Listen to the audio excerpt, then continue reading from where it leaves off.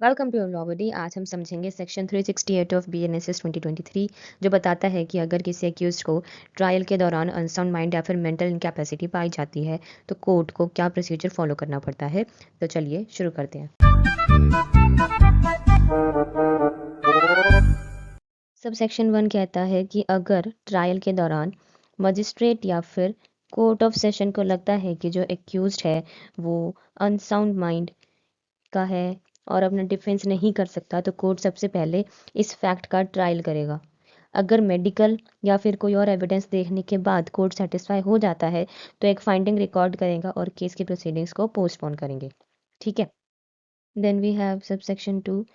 ये कहता है कि अगर ट्रायल के दौरान कोर्ट को लगता है कि जो एक्यूज्ड है वो अनसाउंड माइंड का है तो उसे साइकियाट्रिस्ट या फिर क्लिनिकल साइकोलॉजिस्ट के पास भेजा जाएगा ट्रीटमेंट के लिए।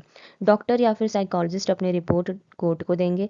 अगर एक्यूज्ड उनकी रिपोर्ट से एग्रीव्ड है तो वो मेडिकल बोर्ड में अपील कर सकता है। बोर्ड में 2 मेंबर्स होंगे, नियरेस्ट गवर्नमेंट हॉस्पिटल का हेड ऑफ साइकियाट्रिक यूनिट और नियरेस्ट गवर्नमेंट मेडिकल कॉलेज का साइकियाट्रिक फैकल्टी मेंबर। ठीक है। Then we have sub section 3। ये कहता है कि अगर रिपोर्ट से प्रूव हो जाता है कि जो एक्यूज्ड है वो अनसाउंड माइंड का है तो कोर्ट ये भी चेक करेगी कि क्या इस वजह से वो अपना डिफेंस करने में इनकेपेबल है। अगर कोर्ट को लगता है कि वो प्राइमा फेसी केस नहीं है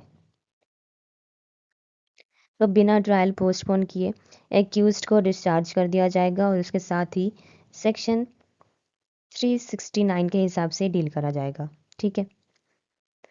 लेकिन अगर कोर्ट को लगता है कि प्राइमा फेसी केस है तो ट्रायल पोस्टपोन करेगा उतने टाइम के लिए जितना कि साइकियाट्रिस्ट या फिर साइकोलॉजिस्ट ट्रीटमेंट के लिए रिकमेंड करे। ठीक है।